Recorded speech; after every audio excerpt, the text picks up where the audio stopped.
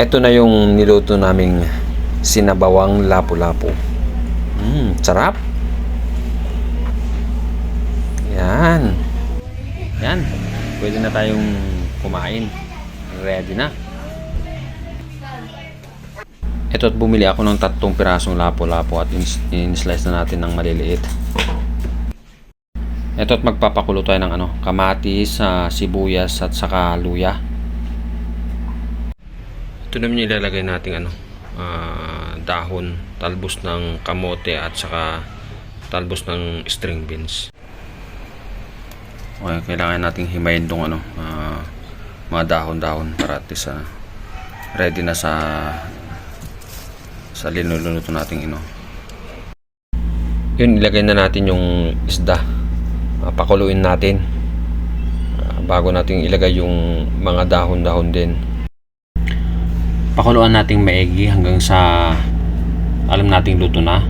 Tapos lagyan natin ng konting asin, timplado lang para hindi rin maalat.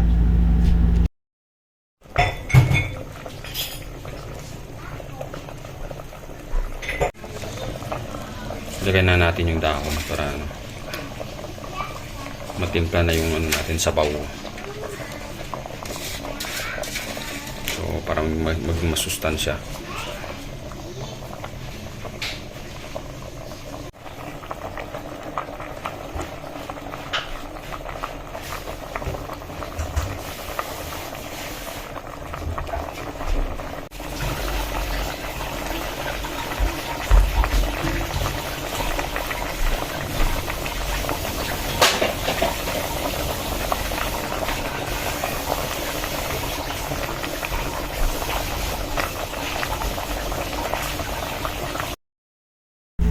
Yep, eto na yung finished product o yung naluto nating lapu-lapu.